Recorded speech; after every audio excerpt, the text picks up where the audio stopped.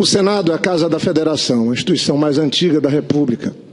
Senhor Júlio Marcelo, o senhor sabe muito bem disso.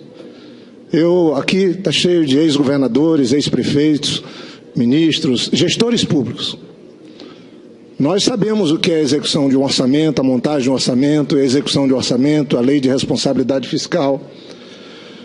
Mas eu lamento, sinceramente, que baseado, com todo respeito, porque eu fui governador e prefeito, e se não fosse os técnicos nos auxiliando, eu não teria tido o sucesso que tive.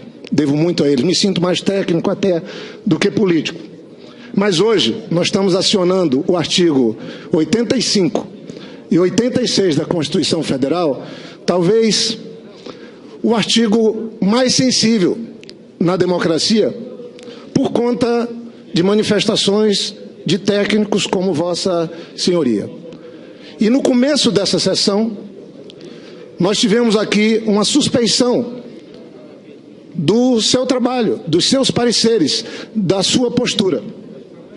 A decisão foi do presidente. Isso não o desqualifica, apenas estabelece que o senhor tinha adotado em algum momento uma postura absolutamente parcial e tanto é que está aqui como informante e não mais como testemunha. Eu sei que o informante pode até mentir, eu não estou dizendo que Vossa Excelência é capaz disso, mas é bom que se diga, a testemunha é obrigada a falar a verdade, o informante não. Eu consigo pegar a minha vivência de execução orçamentária e quando eu vejo Vossa Senhoria desqualificar o orçamento no Brasil, Vossa Senhoria está desqualificando o Congresso, porque quem elabora o orçamento brasileiro, elabora o Executivo, mas quem faz e transforma em lei é a Câmara e o Senado. Eu não acho isso bom. Mas eu queria aqui fazer um questionamento, porque não existe possibilidade de um governante assinar um decreto sem ter cúmplices. No caso do Plano Safra, sequer a presidente Dilma participa de sua elaboração, é feito pelo ministro da Fazenda e com outros ministros. No caso de decretos, eu pergunto a Vossa Senhoria, não há cúmplice para o crime que a presidente Dilma cometeu? Foi ela que bolou tudo e só ela é a responsável, não tem nenhum ministro, nenhum ordenador de despesa, inclusive de outros poderes solicitando para que ela editasse os decretos? Esse é o primeiro questionamento que eu faço a Vossa Senhoria. Senhor Júlio Marcelo, com a palavra. Obrigado, senhor presidente. Obrigado, senador Jorge Viana. Quero registrar o meu mais profundo respeito ao Congresso Nacional, ao Senado. Fui servidor do Senado, fui consultor legislativo, me orgulho disso. Conheço as vicissitudes do processo orçamentário, as demandas que são apresentadas pela sociedade, pelos diversos órgãos, a dificuldade que os senhores parlamentares têm de procurar a melhor equação, o melhor equilíbrio para atender todas essas demandas.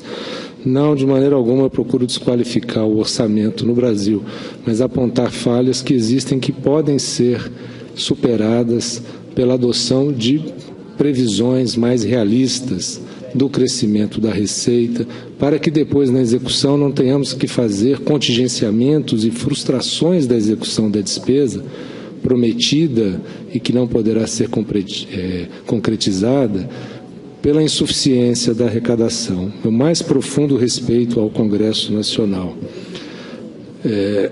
Minha atuação em relação a tudo isso decorre das minhas competências funcionais. Essa questão dos decretos, ela surge de notícias da imprensa. E aqueles que tentam me responsabilizar por tudo que está acontecendo, eu digo, a grande responsável, a imprensa livre brasileira, que fez o jornalismo investigativo, que apontou a ocorrência de situações de desconformidade que não tinham aparecido nos radares, nos monitoramentos que nós do Tribunal de Contas tínhamos. Os decretos e as pedaladas, essa tomada de empréstimo surgem primeiro em matérias de jornalistas como Ribamar Oliveira, João Vilaverde, Fábio Fabrini, em veículos que despertaram a atenção, opa, tem alguma coisa acontecendo, a própria Caixa está pedindo uma arbitragem entre a AGU e o Tesouro, porque não está recebendo valores que devia estar recebendo. o que está acontecendo. E na auditoria que se verificou a magnitude do problema que estávamos enfrentando. Então, coisas absolutamente graves, não é pela dificuldade que o gestor tem de gerir o país que ele está autorizado a cometer esse tipo de ilegalidade. Existem formas legais de atuar, os presidentes anteriores atuaram de forma legal. Esta ilegalidade cometida é extremamente surpreendente, extremamente grave. Evidentemente que há outros agentes públicos envolvidos no cometimento dessas ilegalidades e há processos no TCU que estão justamente tratando da responsabilização de outros servidores públicos envolvidos. No limite das competências do Tribunal de Contas e do Ministério.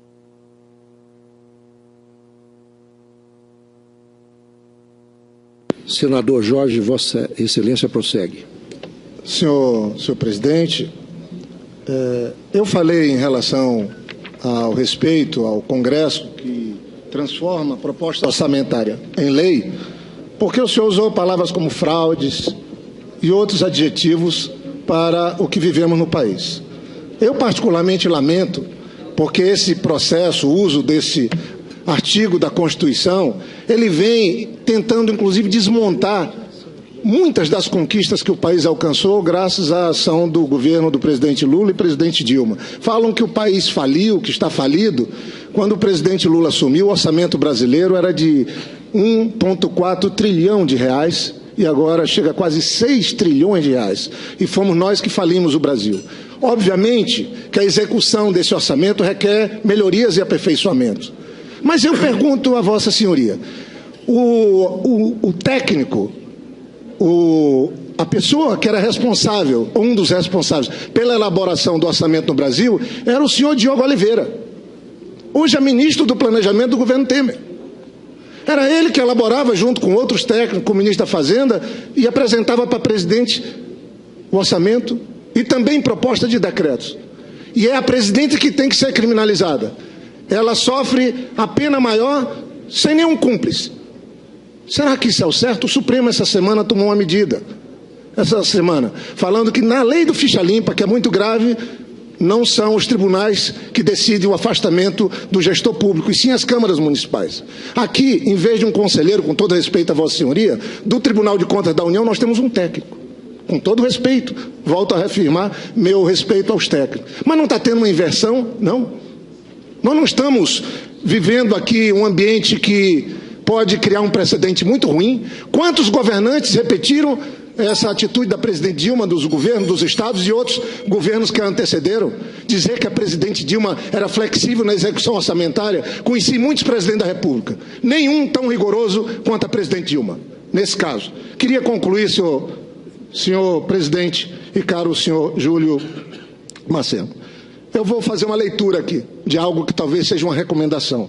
A política não deve submeter-se à economia e esta não deve submeter-se aos ditames e ao paradigma eficientista da tecnocracia. O Brasil perigosamente está se subordinando à tecnocracia. Quem escreveu isso aqui foi o Papa Francisco. Eu lamento, queria encerrar dizendo que alguns tecnocratas no nosso país hoje pensam que são Deus. Outros têm certeza. Obrigado, senhor presidente.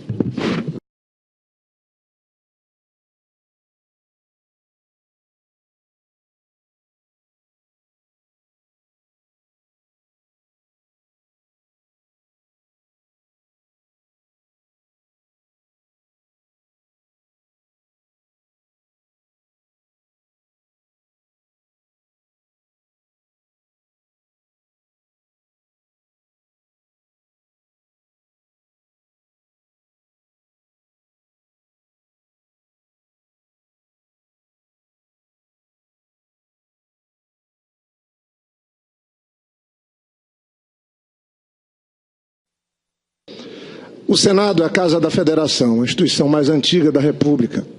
Senhor Júlio Marcelo, o senhor sabe muito bem disso. Aqui está cheio de ex-governadores, ex-prefeitos, ministros, gestores públicos. Nós sabemos o que é a execução de um orçamento, a montagem de um orçamento, a execução de um orçamento, a lei de responsabilidade fiscal. Mas eu lamento, sinceramente, que baseado, com todo respeito, porque eu fui governador e prefeito, e se não fosse os técnicos nos auxiliando, eu não teria tido o sucesso que tive. Devo muito a eles. Me sinto mais técnico até do que político. Mas hoje nós estamos acionando o artigo 85 e 86 da Constituição Federal, talvez o artigo mais sensível na democracia, por conta de manifestações de técnicos como Vossa Senhoria. E no começo dessa sessão, nós tivemos aqui uma suspeição do seu trabalho, dos seus pareceres, da sua postura. A decisão foi do presidente. Isso não o desqualifica, apenas estabelece que o senhor tinha adotado em algum momento uma postura absolutamente parcial e tanto é que está aqui como informante e não mais como testemunha. Eu sei que o informante pode até mentir, eu não estou dizendo que Vossa Excelência é capaz disso, mas é bom que se diga, a testemunha é obrigada a falar a verdade. Dos diversos órgãos, a dificuldade que os senhores parlamentares têm de procurar a melhor equação, o melhor equilíbrio para atender todas essas demandas. Não, de maneira alguma, eu procuro desqualificar o orçamento no Brasil, mas apontar falhas que existem que podem ser superadas pela adoção de previsões mais realistas do crescimento da receita, para que depois na execução não tenhamos que fazer contingenciamentos e frustrações da execução da despesa prometida e que não poderá ser concretizada pela insuficiência da arrecadação. Meu mais profundo respeito ao Congresso Nacional. Minha atuação em relação a tudo isso decorre das minhas competências funcionais. Essa questão dos decretos, ela surge de notícias da imprensa. E aqueles que tentam me responsabilizar por tudo que está acontecendo, eu digo, a grande responsável, a imprensa livre brasileira, que fez o jornalismo investigativo, que apontou a ocorrência de situações de desconformidade que não tinham aparecido nos radares, nos monitoramentos que nós do Tribunal de Contas tínhamos. Os decretos e as pedaladas, essa tomada de empréstimo surgem primeiro em matérias de jornalistas como Ribamar Oliveira, João Vilaverde, Fábio Fabrini, em veículos que despertaram a atenção, opa, tem alguma coisa acontecendo, na própria Caixa. O informante, não. Eu consigo pegar a minha vivência de execução orçamentária e quando eu vejo Vossa Senhoria desqualificar o orçamento no Brasil, Vossa Senhoria está desqualificando o Congresso, porque quem elabora o orçamento brasileiro, elabora o Executivo, mas quem faz e transforma em lei é a Câmara e o Senado. Eu não acho isso bom. Mas eu queria aqui fazer um questionamento, porque não existe possibilidade de um governante assinar um decreto sem ter cúmplices. No caso do Plano Safra, sequer a presidente Dilma participa de sua elaboração, é feito pelo ministro da Fazenda e com outros ministros. No caso de decretos, eu pergunto a Vossa Senhoria, não há cúmplice para o crime que a presidente Dilma cometeu? Foi ela que bolou tudo e só ela é a responsável, não tem nenhum ministro, nenhum ordenador de despesa, inclusive de outros poderes solicitando para que ela editasse os decretos? Esse é o primeiro questionamento que eu faço a Vossa Senhoria. Senhor Júlio Marcelo, com a palavra. Obrigado, senhor presidente. Obrigado, senador Jorge Viana. Quero registrar o meu mais profundo respeito ao Congresso Nacional, ao Senado. Fui servidor do Senado, fui consultor legislativo, me orgulho disso. Conheço as vicissitudes do processo orçamentário, as demandas que são apresentadas pela sociedade, está pedindo uma arbitragem entre a AGU e o Tesouro, porque não está recebendo valores que devia estar recebendo. O que está acontecendo? E na auditoria que se verificou a magnitude do problema que estávamos enfrentando. Então, coisas absolutamente graves, não é pela dificuldade que o gestor tem de gerir o país que ele está autorizado a cometer esse tipo de ilegalidade. Existem formas legais de atuar. Os presidentes anteriores atuaram de forma legal. Esta ilegalidade cometida é extremamente surpreendente, extremamente grave. Evidentemente que há outros agentes públicos envolvidos no cometimento dessas ilegalidades e há processos no TCU que estão justamente tratando da responsabilização de outros servidores públicos envolvidos. No limite das competências do Tribunal de Contas e do Ministério.